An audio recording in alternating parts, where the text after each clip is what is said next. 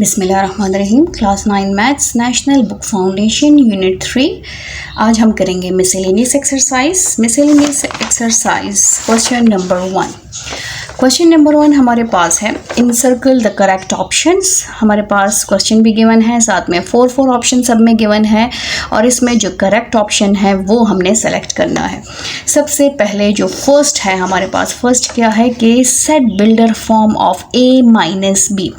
a minus B को हम कैसे लिखेंगे सेट बिल्डर नोटेशन में? जैसे कि आपको पता है कि सेट बिल्डर नोटेशन में हम ऐसे लिखा जाता है x सच दैट। अब a माइनस बी को हमने कैसे सेट बिल्डर फॉर्म में लिखना है? x क्या है? x हमारे पास वही नंबर पोजीशन वाले नंबर होते हैं। x such that x is element of a। x जो है वो a का एलिमेंट है क्योंकि a में से b माइनस हो रहा है, ठीक है। एंड यहाँ पर हमारे पास एंड आएगा and x is not element of b, क्योंकि b इसमें से माइनस हो रहा है तो x जो है वो b का एलिमेंट नहीं है। x वो नंबर है जो कि a को बिलोंग करता है, b को नहीं करता क्योंकि b माइनस हो रहा है। यहाँ पर हमारे पास 4 ऑप्शंस हैं और 4 ऑप्शंस कौन कौन से हैं? x such that x is element of a, इसमें जस्ट a का जिक्र किया है। b ऑप्शन है x such that x is element of a and x is not element of b। x जो है वो a का एलिमेंट है बट b उसका एलिमेंट नहीं, x जो है वो b का एलिमेंट नहीं है। थर्ड हमारे पास है x a का भी एलिमेंट है और b का भी एलिमेंट है, तो यहाँ तो माइनस हो रहा है इसलिए b का एलिमेंट नहीं है। और यहाँ पर फोर्थ ऑप्शन है कि x जो है वो सिर्फ और सिर्फ b को बिलोंग करता है। तो इसमें हमारे पास करेक्ट ऑप्शन कौन सा ऑप्शन है? करेक्ट ऑप्शन हमारे पास b है। B is correct option. अब नेक्स्ट पार्ट करते हैं। नेक्स्ट हमारे पास है पार्ट 2। पार्ट 2 है if A union B is equal to A and A intersection B is equal to B, और ये 4 ऑप्शंस हमारे पास गिवन है। अब सबसे पहले अब नंबर 2 है, इसको साथ साथ सॉल्व करते जाएंगे और फिर हम अपने ऑप्शंस को सेलेक्ट करते जाएंगे। A हमारे पास कोई सेट नहीं है, हमें जस्ट कहा है कि A यूनियन B जो है वो A के बराबर है और A इंटरसेक्शन B जो है वो B के बराबर है। इसको हमने बताना है कि ये इससे कौन से बेस्ट ऑप्शन इसके लिए यूज़ होगा। फॉर एग्ज़ाम्पल अब मैं यहाँ पर A ले लेती हूँ। A मेरे पास है A B C और D, ज़्यादा बड़ा सेट नहीं लेती। और B हमारे पास है B मेरे पास है B एंड C, ठीक है, ये मेरे पास सेट B है। अब A यूनियन B, अगर मैं A यूनियन B लेती हूँ तो इसका A यूनियन B क्या आएगा? इसका आएगा A B C and D, यही सेट आएगा क्योंकि यूनियन में तो हम इकट्ठा करते हैं। और ये किसके इक्वल हो गया? ये वापस आ गया सेट A के इक्वल, ठीक है, ये जो है वापस सेट A के इक्वल आ गया है। अब नेक्स्ट हमारे पास क्या है? अगर इन दोनों का मैं इंटरसेक्शन लेती हूँ तो A इंटरसेक्शन B में क्या करते हैं? कॉमन एलिमेंट्स लेते हैं। कॉमन एलिमेंट्स क्या है इसमें? B एंड C, तो ये हो गया B एंड C। ये किसके इक्वल है? किसके इक्वल आता है? ये सेट B के इक्वल आता है। तो इसका मतलब क्या है कि A हमारे पास क्या है? A बड़ा सेट है B से, ठीक है। B is subset of A, इसको हम ऐसे लिख सकते हैं कि B is subset of A और A जो है वो A क्या है? सुपर सेट ऑफ B है। A बड़ा सेट है इसलिए ये सुपर सेट का सिंबल है। A is super set of B। तो इसमें हम अपने ऑप्शंस चेक करेंगे कि कौन सा है। इसमें है A is subset of B, A के तमाम एलिमेंट्स B में मौजूद हैं? नहीं, क्योंकि इसका मतलब ये है कि A जो है वो छोटा सेट है, B बड़ा सेट है, जबकि यूनियन में हमें A दिया है कि वापस A आता है। इसका मतलब क्या है कि A बड़ा सेट है। बी ऑप्शन में है कि B A is not super set of B, A बड़ा सेट नहीं है। सी में कहा है कि A is super set of B, A बड़ा सेट है B से। और डी में कहा है कि A और B बराबर नहीं है। तो इसमें हमारे पास करेक्ट ऑप्शन क्या है जो हमने सॉल्व किया? तो इससे क्या आता है कि A जो है वो हमारे पास A जो है सुपर सेट है B का, A जो है वो B से बड़ा है। तो करेक्ट ऑप्शन क्या है इसमें? हमारे पास C। नेक्स्ट पार्ट करते हैं part 3। If A is subset of B, A is subset, ये इस सबसेट का सिंबल है। A is subset of B, proper subset of B, then A minus B किसके इक्वल होगा? तो साथ साथ हम सॉल्व करते जाएंगे और फिर आगे इसको ऑप्शंस को सेलेक्ट करते जाएंगे। पार्ट 3 है हमारे पास A is subset of B, then A minus B किसके इक्वल होगा? ठीक है। फॉर एग्जाम्पल ए हमारे पास है A B and C. A is subset of B. A के तमाम एलिमेंट्स बी में मौजूद हैं, ए बी सी डी और ई। ये मैंने बी सेट ले लिया क्योंकि ए के तमाम एलिमेंट्स बी में मौजूद है। ये क्वेश्चन में कहा है ए is subset of B. A के तमाम एलिमेंट्स बी में मौजूद हैं, तो ए माइनस बी क्या होगा? ए माइनस बी, ये हमने फाइंड आउट करना है। A B C minus B, A B C D and E, इसको माइनस करेंगे तो क्या आएगा? एक जो है पूरा माइनस हो जाएगा बी से, तो यहाँ पर हमारे पास क्या आएगा? Empty set.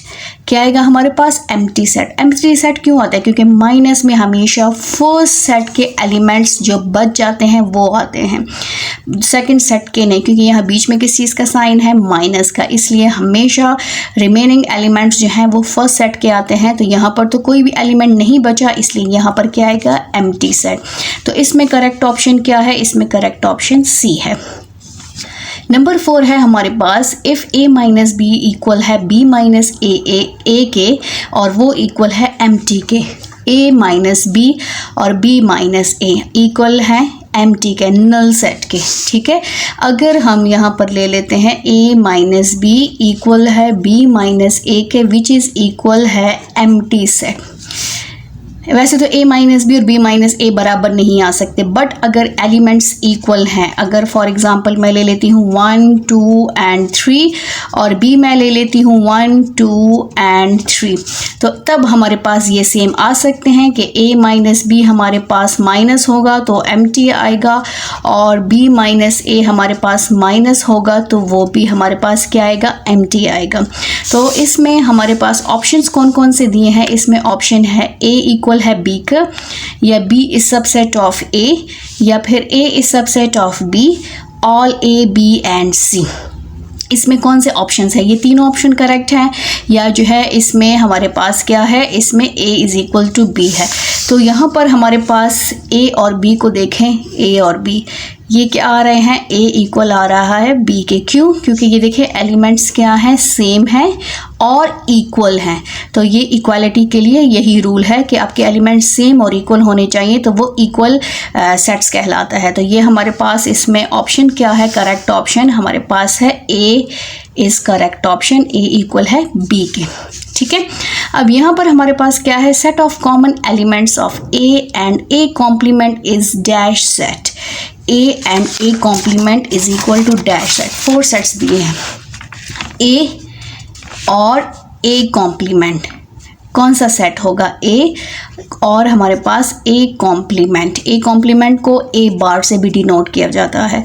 ये इससे कौन से सेट आते हैं? तो ये हमारे पास अगर हम लें a हमारे पास एक सेट है a b और c। ठीक है, इस कॉम्प्लीमेंट के लिए यूनिवर्सल सेट मस्ट होना चाहिए। यूनिवर्सल सेट बड़ा सेट होता है और इसको मैंने बड़ा सेट ले लिया। ये सेट a है और a कॉम्प्लीमेंट अगर मैं फाइंड आउट करूँ तो उसको हमने ऐसे फाइंड आउट करना होता है, ये फॉर्मूला है। तो u में से अगर आप a को माइनस करेंगे तो हमारे पास u माइनस a हमारे पास क्या आएगा? a b c and d minus हमारे पास है a b एंड c। सिर्फ फर्स्ट सेट से एलिमेंट आता है, तो फर्स्ट सेट से हमारे पास क्या आता है? Only d। क्या a और a कॉम्प्लीमेंट हमारे पास इक्वल हैं? नहीं, हमारे पास इक्वल नहीं है।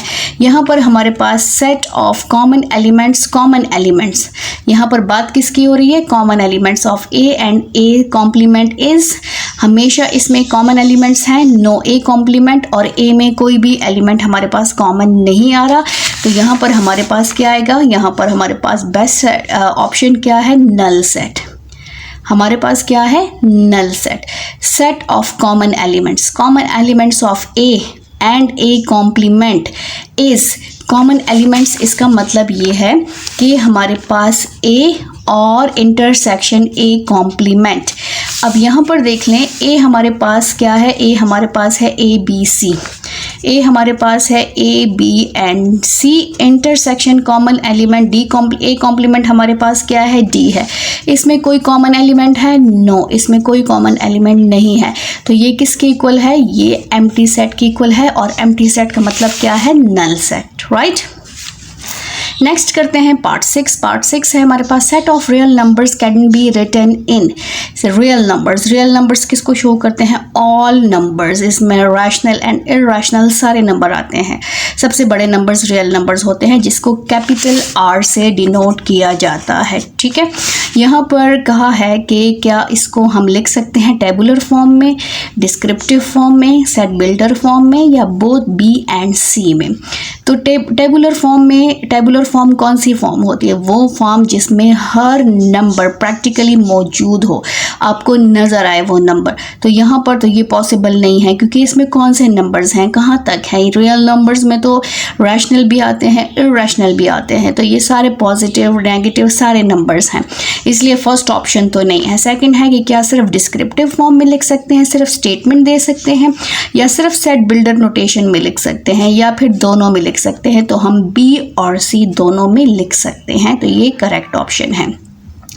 नंबर 7 है हमारे पास, if r is equal to r हमारे पास गिवन है, देन डोमेन ऑफ r। इस r का डोमेन क्या है? डोमेन किसे कहते हैं? फर्स्ट एलिमेंट क्या है? 2 4 2। तो इसमें सिर्फ आएगा 2 एंड 4, तो ये हमारे पास करेक्ट ऑप्शन है बी। ठीक है, नेक्स्ट है हमारे पास पार्ट 8 है, if r is equal to A B such that, ये सेट बिल्डर फॉर्म में दिया है कि जो रिलेशन हमारे पास गिवन है वो है हमारे पास A B such that A and B ये दोनों बिलोंग करते हैं z को। z का मतलब क्या है? Integers. And a plus B is equal to 0। Then ये 4 ऑप्शंस हमारे पास गिवन है और इसमें करेक्ट ऑप्शन क्या है? पार्ट 8 हमारे पास है, रिलेशन गिवन है, इंटीजर्स हैं और इसमें कहा है कि a प्लस बी प्लस करें तो वो 0 आना चाहिए। ठीक है, और a हमारे पास फर्स्ट डोमेन होता है, b हमारे पास सेकंड वैल्यू होती है। अब z किसके इक्वल है? z हमारे पास सारे पॉजिटिव और नेगेटिव नंबर्स हैं, +-1 +-2 +-3 एंड सो ऑन। अगर हम z का कार्टेशियन प्रोडक्ट लें, हमारे पास आ गया -1 -2 -3 एंड सो ऑन, और यहाँ पर हमारे पास आ गया +1 +2 and +3 and so on. Cartesian product लेने से हमारे पास इसमें से क्या आएगा? हमने इस कंडीशन को याद रखना है कि a plus B equal to 0। ये क्वेश्चन में गिवन है कि कहा है कि आपने a प्लस बी 0 के इक्वल लेना है, वो वाले आपने प्रोडक्ट्स रिलेशंस बनाने हैं। ठीक है, रिलेशंस तो इसमें बहुत सारी बन रही हैं, लेकिन हमने जो रिलेशन बनाना है वो आपने इस कंडीशन का बनाना है। तो सबसे पहले -1 हम लेंगे, -1 + 1 किसके इक्वल आता है? 0। फिर हमने लेना है -2 और +2 किसके इक्वल आता है? 0 के। फिर हमने लेना है -3 + 3 किसके इक्वल आता है? 0 के। तो ये रिलेशंस इसमें सो ऑन सारे जो सेम वैल्यूज़ आएंगी। इसी तरह अगर हम इस तरह पॉजिटिव नंबर्स को आगे करें और नेगेटिव नंबर्स को बाद में कर लें, मीन्स के +1 +2 +3 और सो ऑन मल्टी क्रॉस हमारे पास -1 -2 -3 एंड सो ऑन। अगर इसके हम रिलेशन बनाएं तो इससे भी तो पॉसिबल है कि 1 और -1, फिर 2 और -2, क्योंकि इसमें कंडीशन में क्या है कि आपका 0 आना चाहिए, और ये हो जाएगा +3 और -3 एंड सो ऑन। तो इसमें देखें, इसमें हमारे पास ये डोमेन है और ये डोमेन है, ये रेंज है और ये रेंज है। तो यहाँ पर डोमेन जो है वो किसके बराबर है? यहाँ पर डोमेन जो है वो इसके रेंज के बराबर है, ये इसके क्रॉस में आ रहा है, और यहाँ का जो डोमेन है वो इसके रेंज के बराबर आ रहा है।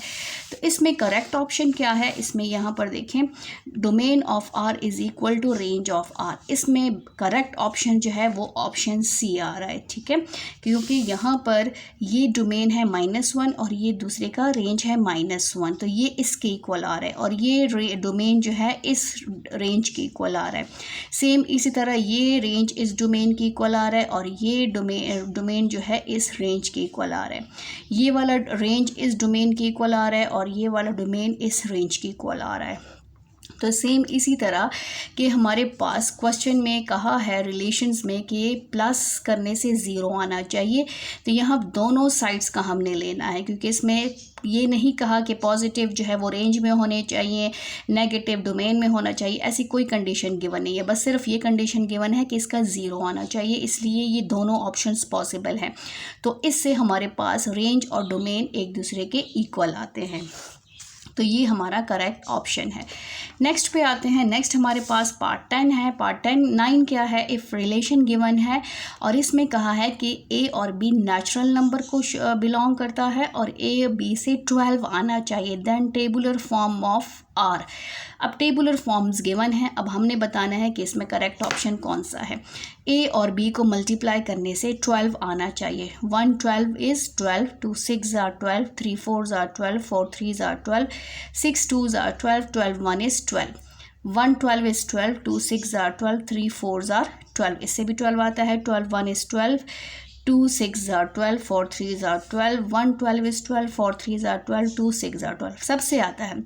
लेकिन यहाँ पर हमारे पास जो ए और बी नेचुरल नंबर्स हैं, यहाँ नेचुरल नंबर्स इसमें ज़्यादा है। 1 2 3 4 6 12, 1 2 3 4 6 और 12, यहाँ पर नंबर मिसिंग है, कम है नंबर, इसलिए हमारे पास बेस्ट ऑप्शन क्या है? A is correct option.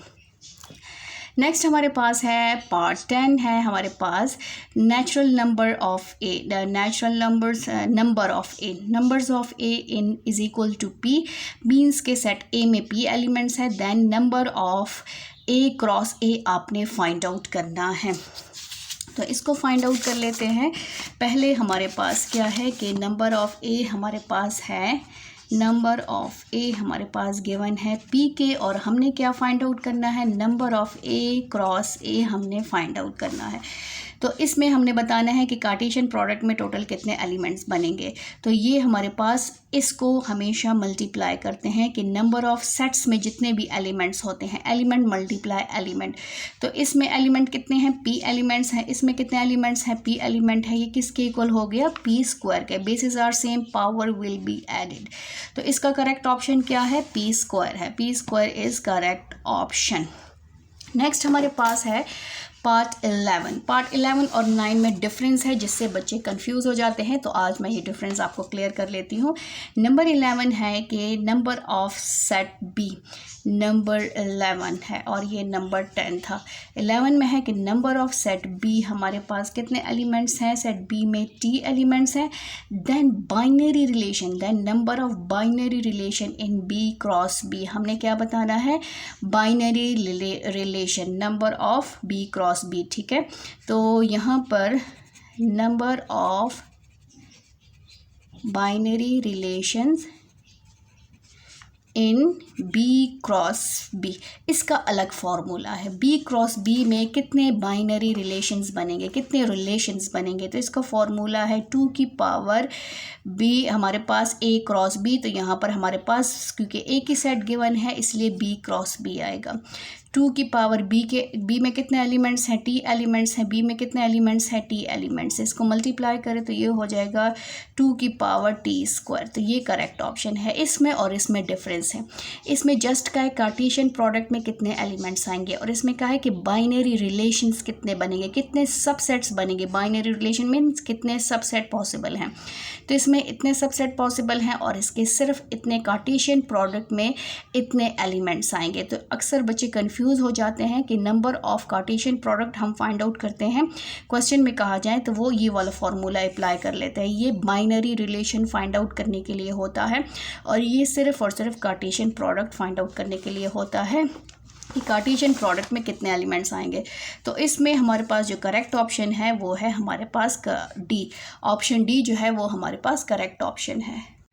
Question number 2 start कर लेते हैं मिसलेनियस एक्सरसाइज का। क्वेश्चन 2 हमारे पास है इफ़ आर हमारे पास सेट आर गिवन है एंड सेट एस गिवन है और हमने ये 5 क्वेश्चंस गिवन है, ये हमने फाइंड आउट करने हैं। ठीक है, फर्स्ट हमने फाइंड आउट करना है are cross S. Are cross S का मतलब है Cartesian product. Find the number of binary relation in are cross S, कि कितने बाइनरी रिलेशन पॉसिबल हैं, इसके कितने बाइनरी रिलेशन बन सकते हैं। आर आर क्रॉस एस में। फिर सेकंड फाइंड आउट करना है, right any 3 binary relation from are to S. फिर हमने सिर्फ 3 कोई भी 3 बाइनरी रिलेशंस आपने फाइंड आउट करने हैं। फिर नंबर 3 है, right a binary relation whose domain is equal to are set. आपने ऐसा रिलेशन बनाना है जिसका डोमेन से आर जो है सेट आर बने। Right a binary relation whose range is equal to set. आपने ऐसा रिलेशन बनाना है जिसका रेंज से वापस सेट एस बने।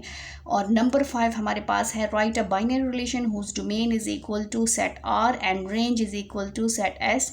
ऐसा रिलेशन बनाना है जिसमें डोमेन से आर बने और रेंज से एस बने और ये एक ही रिलेशन में होना चाहिए। ये 5 क्वेश्चंस गिवन है और इसको हमने 1 बाय 1 फाइंड आउट करना है। सबसे पहले आते हैं अपने गिवन पे। यहाँ पर मैंने पहले से ही लिख लिया, थोड़े टाइम की बचत हो। गिवन हमारे पास ये 2 सेट्स गिवन है और ये 5 ऑप्शंस हमने फाइंड आउट करने हैं। इसको 1 बाय 1 हम फाइंड आउट करना स्टार्ट कर लेते हैं। सबसे पहला हमारे पास जो क्वेश्चन है वो ये है कि आपने नंबर ऑफ बाइनरी रिलेशंस बताने हैं कि कितने बाइनरी रिलेशंस जो हैं वो पॉसिबल हैं। यहाँ पर आ जाते हैं, फर्स्ट सेट आर गिवन है। सोल्यूशन में हमेशा गिवन को शो किया करें। आर हमारे पास गिवन है और हमारे पास एस गिवन है। Number of binary relation in are cross S, इसका फॉर्मूला है। अभी हमने ऑप्शन नंबर 11 में किया है, MCQs 11 में लास्ट जो था उसका हमारे पास क्या है कि हमारे पास फॉर्मूला है 2 की power N A cross B होता है, बट हमारे पास यहाँ पर क्या है, are cross S. Are cross S अब ये नंबर को शो करता है। तो सबसे पहले हमने बताना है कि नंबर ऑफ एलिमेंट्स कितने हैं। Number of elements in set are, in set are, इसको हम ऐसे भी शो करते हैं आर। ठीक है, कितने एलिमेंट्स हैं इसमें, 1 2 3 एंड 4। इसमें टोटल 4 एलिमेंट्स हैं। फिर इसमें बताना है number of elements in set S और इसको हम ऐसे शो करेंगे एस को। और इसमें कितने एलिमेंट्स हैं, 1 2 3 4 और इसमें भी 4 एलिमेंट्स हैं। अब हमने सिंपली इस फॉर्मूले में पुटिंग करनी है कि number of elements, number of binary relation in are cross S, 2 की पावर, यहाँ पर हमारे पास क्या हो जाएगा, आर की जगह आएगा 4 और आर की जगह आएगा 4, 2 की पावर 16। अब 2 को आप 16 टाइम्स मल्टीप्लाई करें तो हमारे पास ये इतने बाइनरी रिलेशंस पॉसिबल हैं। अदरवाइज़ यहाँ तक भी इसका आंसर ठीक है। ये है हमारा पार्ट 1। सेकंड पार्ट पे आते हैं। सेकंड पार्ट हमारे पास क्या है, सेकंड पार्ट हमारे पास है, right any 3 binary relation from are to S. Any 3 binary relation from are to S. Are to S हमने बाइनरी रिलेशन फाइंड आउट करना है। इसके लिए सबसे पहले हमने कार्टेशियन प्रोडक्ट फाइंड आउट करना है। तो आर क्रॉस एस सबसे पहले हमने इसको फाइंड आउट करना है। आर हमारे पास है ए एफ एच और एस, क्रॉस एस हमारे पास है B E J and N.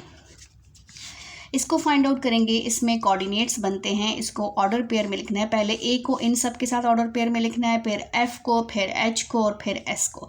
तो पहले मैं ए को लिखूंगी, बी एच और एस मैं इस साइड्स इस तरह सीक्वेंस वाइज लिखूंगी ताकि सिलेक्शन में रिलेशंस बनाने में मेरे लिए आसानी हो। फर्स्ट हमारे पास ए आएगा बी के साथ, तो ये बन जाएगा ए बी। फिर मेरे पास आएगा ए ई, फिर मेरे पास आएगा ए जे और फिर आएगा ए एन। ठीक है, यहाँ कॉमा, यहाँ ब्रैकेट क्लोज नहीं करना। अब एफ़ का नंबर है, एफ़ को हमने इन सब के साथ ऑर्डर पेयर में लिखना है। तो यहाँ हो जाएगा एफ बी, ठीक है, एफ बी, फिर आएगा एफ ई, एफ़ को ई के साथ, फिर एफ़ को जे के साथ, एफ जे और लास्ट होगा एफ एन। नेक्स्ट है एच और बी का, यहाँ पर एच बी, ये एच है, फिर है एच ई, फिर एच जे और लास्ट होगा एच और एन। फिर है एस, लास्ट वन है एस बी, फिर है एस ई, एस जे और हमारे पास लास्ट है एस और एन और यहाँ पर ब्रैकेट क्लोज हो जाएगा। अब ये कार्टेशियन प्रोडक्ट है, यहाँ पर कहा है any three binary relation from are to S, कोई भी थ्री रिलेशंस ले लें।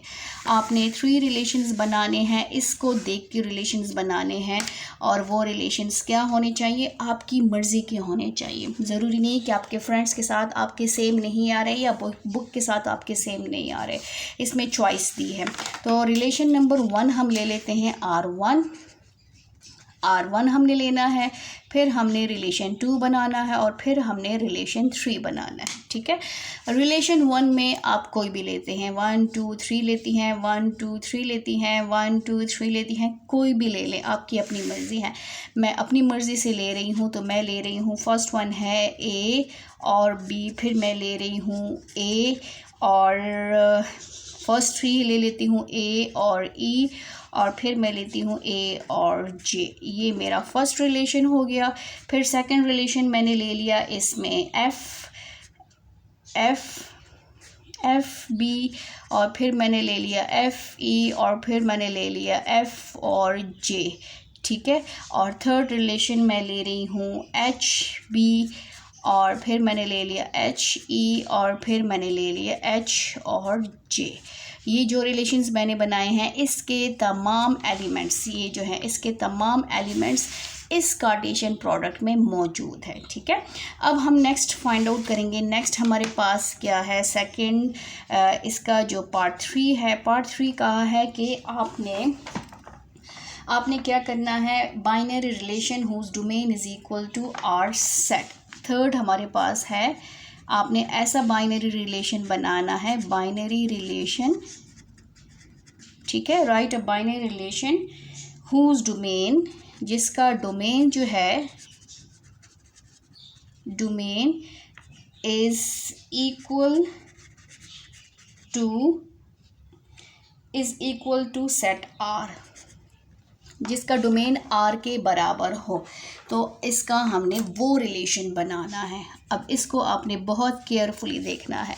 यहाँ पर देखें, सेट आर आपके माइंड में होना चाहिए। सेट आर है A F H और S। अब हमने A का एलिमेंट लेना है, F का, H का और S का, जो कि डोमेन में होना चाहिए। इसमें भी आपकी अपनी मर्ज़ी है, आप A में कौन सा लेना चाहते हैं, A B लेना चाहते हैं, A E लेना चाहते हैं, A J लेना चाहते हैं, A N लेना चाहते हैं, कोई भी एक एलिमेंट आपने A का लेना है। ठीक है, अब मेरे पास फर्स्ट मैं ले लेती हूँ A और E, आपकी अपनी मर्ज़ी है, आप ए बी लेना चाहते हैं फर्स्ट, ए बी भी ले सकते हैं। फिर सेकंड मेरे पास क्या है, सेकंड एलिमेंट मेरा है एफ़। अब सेकंड मैंने एफ़ का लेना है, अब मैंने एफ़ ए ई लिया है, मैं एफ़ जे ले रही हूँ। यहाँ पर मैंने ले लिया एफ़ जे, ठीक है, क्योंकि मैंने अपने डोमेन को आर के बराबर लाना है। अब फर्स्ट ए हो गया मेरा, फिर एफ़ हो गया, अब मैंने एच का लेना है, एच मेरे पास हो गया, मैं एच और जे को रिपीट भी कर सकती हूँ, एच बी भी ले सकती हूँ और एच एन भी ले सकती हूँ, मेरे पास ऑप्शन है, मैं एच बी ले लेती हूँ। ये हो गया मेरा एच, ये एच है, एच और बी। और लास्ट मेरा है, हमारे पास क्या है, लास्ट नंबर एस है। एस में मैंने ले लिया एस और एन, एस जे एस ई एस बी कोई भी ले सकते हैं। मैंने ले लिया एस, मैं इसको ले लेती हूँ एस एन या एस जे, इसको ले लेती हूँ। ठीक है, कोई ज़रूरी नहीं, क्योंकि इसमें रेंज का कोई जिक्र नहीं किया, वो रिपीट भी हो सकता है। मैंने लिया है, इसमें देखें डोमेन को चेक किया है, डोमेन ए है, एफ है, जे है और एच है और एस है। इसका डोमेन क्या है, domain is equal to, domain इसका क्या है, ए एफ एच और S which is equal to are set. ये किसके इक्वल है, सेट आर के इक्वल है। इसको कंपेयर करिए, इसको कंपेयर करिए, सेम आ रहा है ना, तो इसका मतलब है ये हमारा जो रिलेशन बना है ये ठीक बना है। सेकंड सेट कहा है, सेकंड पार्ट 4 जो है, बाइनरी रिलेशन बनाएं।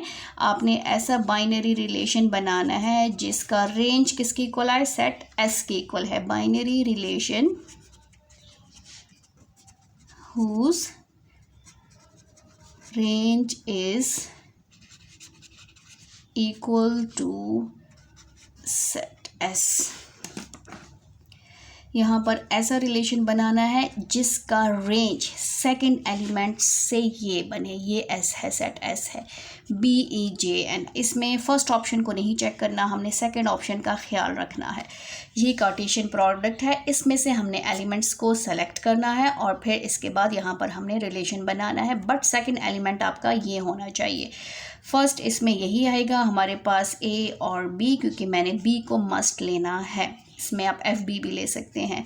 फिर मेरे पास E का आना चाहिए, सेकंड एलिमेंट में मेरे पास E आना चाहिए। तो यहाँ पर मैं AE भी ले सकती थी, यहाँ पर मैंने ले लिया HE, आप HE भी ले सकते हैं। और यहाँ पर मुझे E चाहिए तो मैं यहाँ पर ले लेती हूँ FE, ठीक है, FE ले सकते हैं, या फिर आप जो है HE भी ले सकते हैं। FE में हमारे पास, क्योंकि हमने रेंज को बराबर करना है, तो ये हो जाएगा मेरे पास H और E, ठीक है।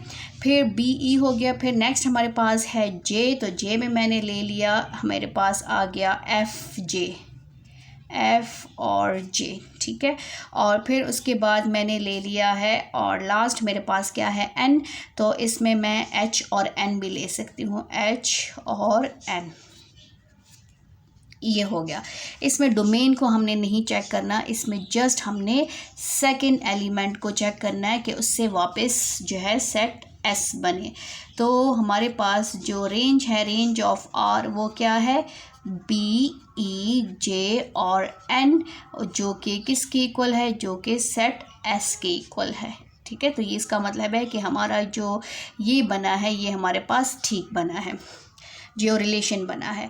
अब इसके बाद हमारे पास क्या है, AF, इसमें आप ऐसे भी कर सकते हैं कि F को यहाँ पर लिख लें, AF, और यहाँ पर FJ भी हो सकता है, रिपीट भी हो सकता है, FE और FJ दो भी ले सकते हैं, ठीक है। अब यहाँ पर नेक्स्ट हमारे पास जो लास्ट पार्ट है इसका फिफ्थ है कि आपने ऐसा रिलेशन बनाना है, फिफ्थ है बाइनरी रिलेशन whose domain, जिसका डोमेन जो है वो किसके बराबर हो, डोमेन इज इक्वल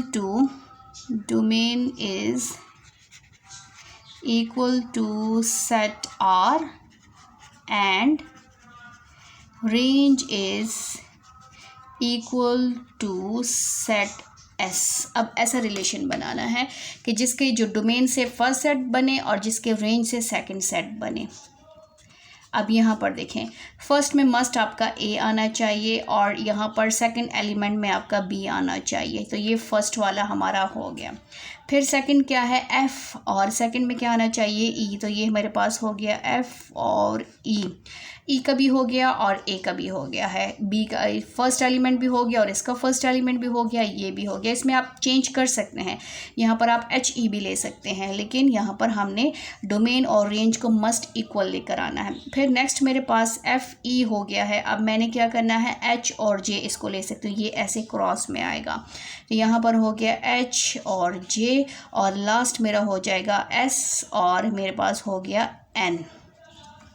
तो यहाँ पर देखें, इसका डोमेन है A, F, H और S। डोमेन क्या है मेरे पास, इसका डोमेन है A, F, E और S, जो कि किसके इक्वल है, जो कि सेट R के इक्वल है। और रेंज क्या है, रेंज मेरे पास है इसका B, E, J और N, जो कि किसके इक्वल है, S के इक्वल है। इसका मतलब है कि हमारा ये रिलेशन जो है वो ठीक है। R और जो डोमेन ऑफ R है वो सेट R के इक्वल आ रहा है, और जो रेंज ऑफ सेट R है वो हमारे पास दोबारा उसे सेट S बन रहा है। तो ये था हमारा क्वेश्चन नंबर 2।